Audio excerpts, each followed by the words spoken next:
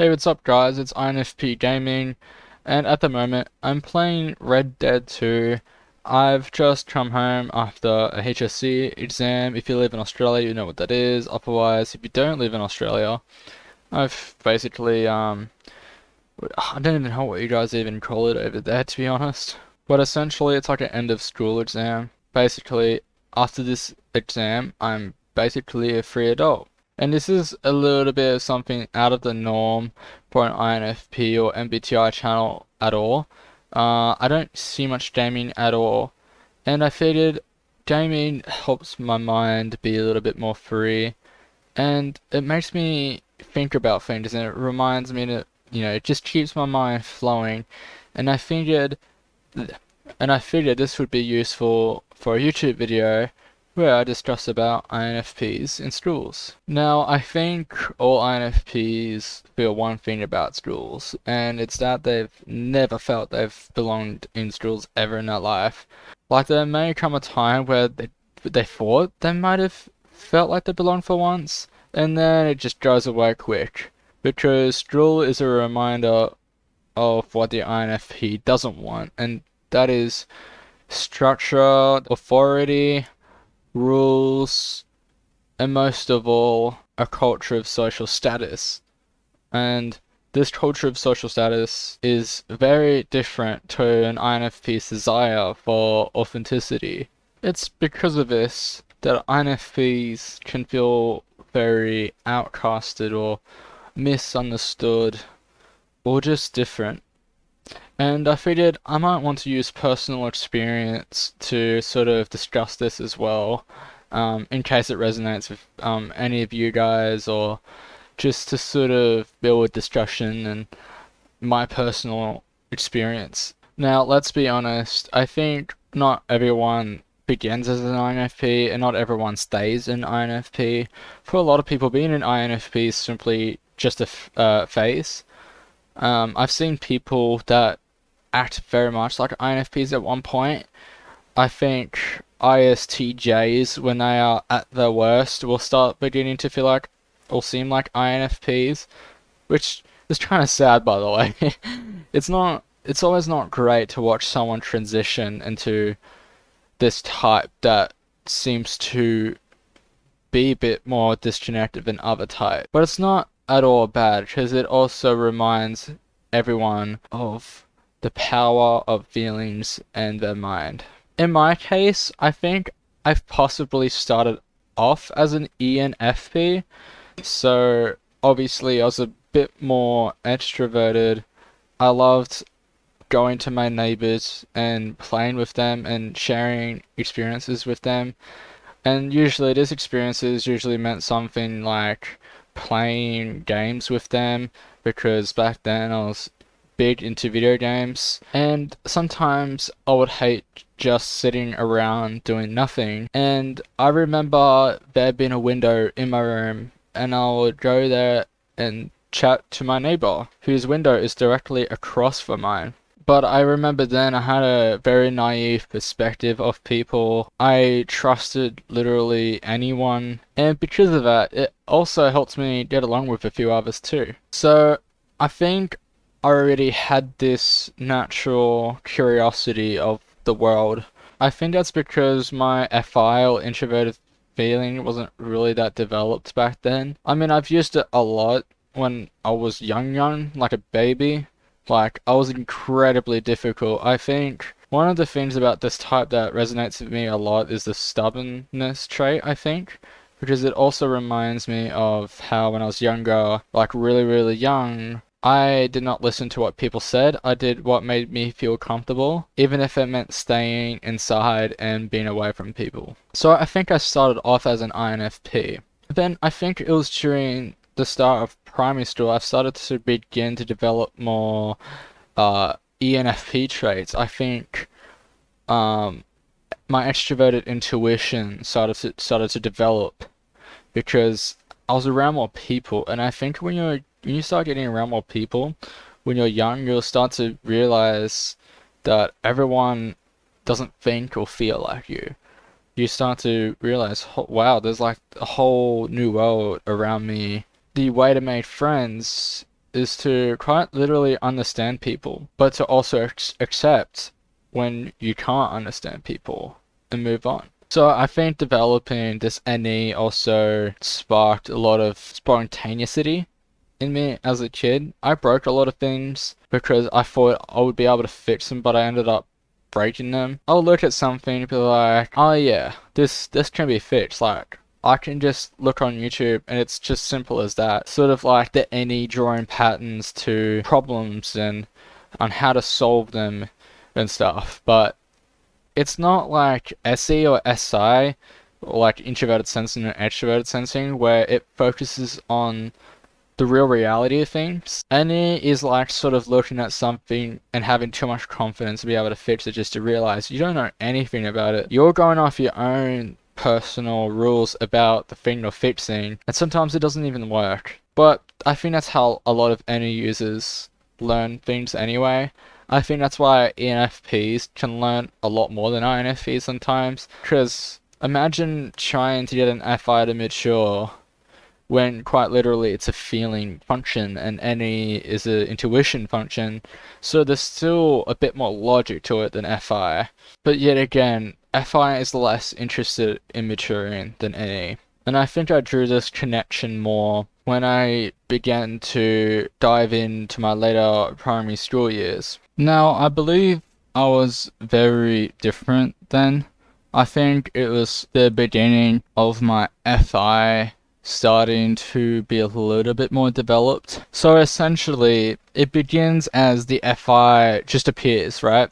So say when you're like a baby and a toddler, your FI just appears, right? You're born with it, it's part of your psychology, but when it gets to this point, NE doesn't even exist at this point because you're young, your brain is underdeveloped. You're not meant to have NE yet until you gain some consciousness of the world, and NE is sort of like a unique interpretation of that, but you don't even develop it yet. Which is why INFPs begin to develop spontaneous traits. We have this FI so early in our lives that we begin to focus so much on it that as soon as NE starts popping up, it only helps to exaggerate the traits of FI and becomes like a little buddy. But it still always remains underdeveloped compared to FI. But it also just depends on your environment and what sort of environment that you're in that encourages what functions that you have. I was born with FI, but my environment encouraged extroverted thinking, or a bit of like extroverted thinking, especially sensing, introverted sensing especially, just those traits, which is, some would say, consider opposite of an INFP's cognitive functions, except for extroverted thinking, which I think is the third function. I think, or the last function, I do not remember. But I think it's the INFP's least developed function. It's like the function they lean into when they're the most stressed. So I think it makes sense that I would have grown up in an extroverted thinking environment if that's the thing I go to when I'm stressed. It's how you witness someone else dealing with something, so you sort of imitate it. But anyway, I was born with FI, so this extroverted thinking environment sort of made me rely less on my FI because it basically calls it useless. Extroverted thinking says to FI, hey, your feelings does not mean anything to the work itself. We have to do something, not think about something, you can't get lost in something, you have to do it. It's like a goal kind of thing, I suppose. So because of that, I began neglecting my FI as I began to grow, I think around 6 years old. And at that point, my NE was on overdrive. My FI development fell so behind that I began basically putting zero care into school. I also think I've lacked a bit of empathy as well. I did things that seemed a little bit careless, but some would argue that it's just simple kid stuff. And in my opinion, I think this just was the result of me just like seeing NE start to develop because of my FI neglecting, and I was like, ooh, so this is what could guide me through life. And so this NE sort of pokes around for a while. When I was younger, I began very heavily invested in superheroes. I've began investing myself in like Batman, Spider-Man, Superman. I love DC and Marvel, but I think I loved Batman a little bit better. And it was because of this that I've always imagined doing things that superheroes do sometimes, like saving the girl, doing the right thing. And for someone that began neglecting FI that early in life, I think superheroes was the thing to reignite my FI later on. Because I think INFPs that get into superheroes always learn something from them, and it's the importance of morality. When I began to be a kid that became very spontaneous and sometimes careless about others, and I'll admit, I think as a little kid, I think I was sort of a bully to some sort. I think I was kind of selfish, I was stubborn, and I was practically annoying. So, we fast forward into the later years of primary school. So this would be maybe from 4th grade onwards. So this would begin the spark of me regaining my FI, if that makes sense. Sort of like realizing how much it's neglected and be like, hey, I think I kind of need you now. It's kind of like a breakup, but you realize like how much you need someone else. And I think that's how I felt with this FI function of mine. It was like, hey, I've just realized I've done something that need a bit more emotional reflection. So 4th grade was the height of my spontaneity.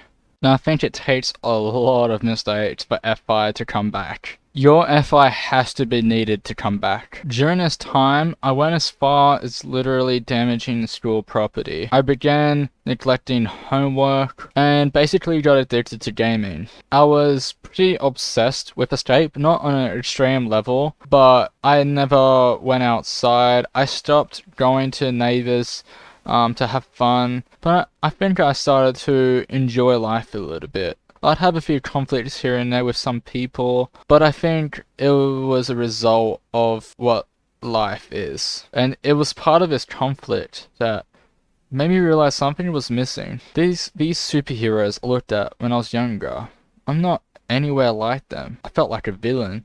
Like, this is not who I want to be. So it was close to a spiritual awakening, but it was just part of the natural INFP development to sort of like realizing how important FI is. Because NE can only take you so far, but FI is that sort of gut feeling. It's like, what do you really want? And so in 5th grade, I've completely changed. The NE was very strong in me still after all those years of me primarily using it.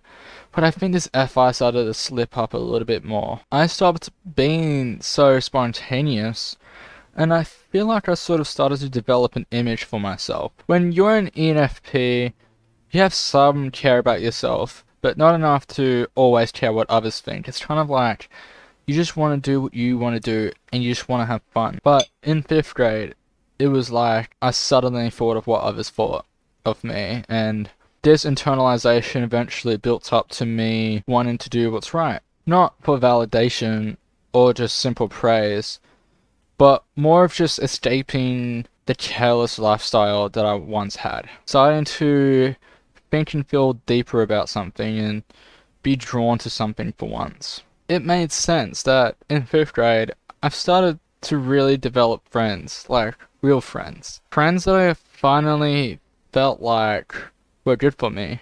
Not just because we had something in common, but this sensitivity I felt just allowed me to feel at least closer to them. And I think it was this moment where, you know what, this is what I want. I could never want anything better. And at this point, I wanted to care about people, and I wanted to care what others thought, because I began to feel like they were interesting. And so I began to open myself up a bit more socially, and became more nurturing to strangers too. And of course, at this point, I was beginning to be like a huge nerd. Like, my NE was still there, and so I loved getting into abstract things like coding and game design, and I began to involve my friends with me in game design, and I began to use this vivid imagination I began to have with them. It's sort of similar to extroverted feeling in a way. I think I started developing the good traits of an INFP.